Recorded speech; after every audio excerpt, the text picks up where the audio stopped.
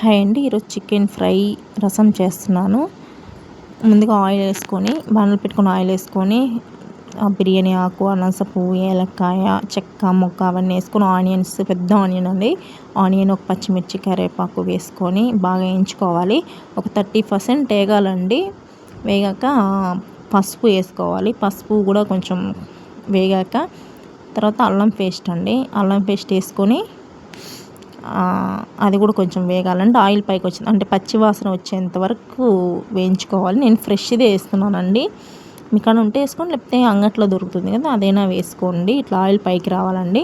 తర్వాత చికెన్ వేస్తున్నాను. చికెన్ కడిగి పెట్టుకున్నానండి, అది వేస్తున్నాను. ఉప్పు కూడా వేస్తున్నాను, కల్లుప్పు, కొంచెం కారం. అంటే కారం ఉప్పు వేసి కొంచెం ఆయిల్లో ఇది చేసామంటే బాగా ఉప్పు కారం బాగా పడుతుంది ముక్కకి. నేను ఇక్కడ పక్కన రసం చెప్పాను కదండి, రసానికి టమాటాలు అన్నీ కడిగి పెట్టుకుని ఒక 6 టమాటాలు, కొత్తిమీర, కరివేపాకు, ఉప్పు, పసుపు, చింతపండు ఇవన్నీ వేసి కలుపుకోవాలి. కలుపుకొని పక్కన పెట్టుకోవాలి. నేను ఒక్కదాన్నే తీస్తున్నానండి, అందుకే ఎవరు పట్టుకునే వాళ్ళు ఎవరు లేరు సపోర్ట్, అందుకని చేయి అడ్డం పెట్టాను. ఇక్కడ చూపిస్తున్నాను చూడండి, ఒక 5 నిమిషాల తర్వాత ఇట్లా వస్తుంది.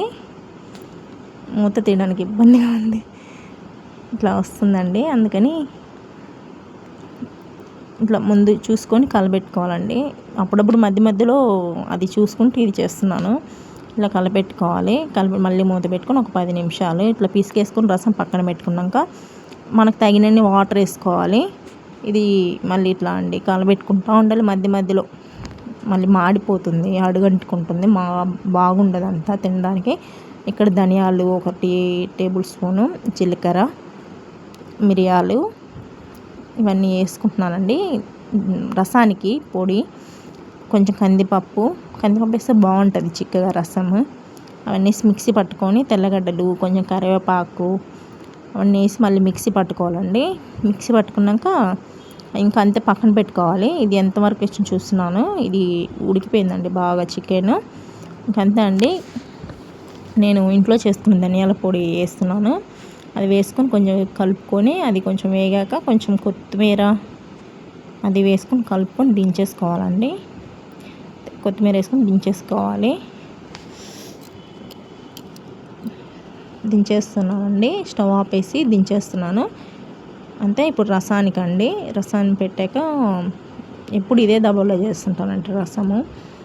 సో కొంచెం ఆయిల్ వేసుకొని ఆవాలు, జీలకర్ర, కొన్ని ఒక 5-6 ధనియాలు, ఇప్పుడు కరివేపాకు వేసుకొని వేయించుకొని ఇప్పుడు ముందుగా మిక్సీ పట్టుకున్నాం కదా అది వేసుకొని బాగా వేయించుకోవాలండి. పచ్చి వాసన ఉండకూడదు. వేయించుకున్న తర్వాత దాంట్లోనే కొంచెం పసుపు వేసుకోవాలి. పసుపు వేసుకొని పోసేసుకోవాలండి. ఉప్పు నాకు సరిపోలేదు, అందుకని మళ్ళీ వేసుకుంటున్నాను. కొత్తిమీర వేస్తున్నాను, ఇంకొంచెం కొత్తిమీర సరిపోలే, కొత్తిమీర మళ్ళీ ఇంకొంచెం వేస్తున్నాను.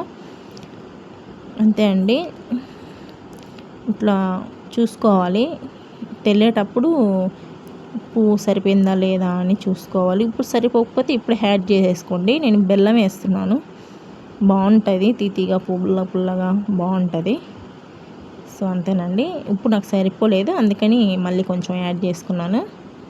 అంతే. ఇంకా ఇది సండే బ్లాగ్ అండి.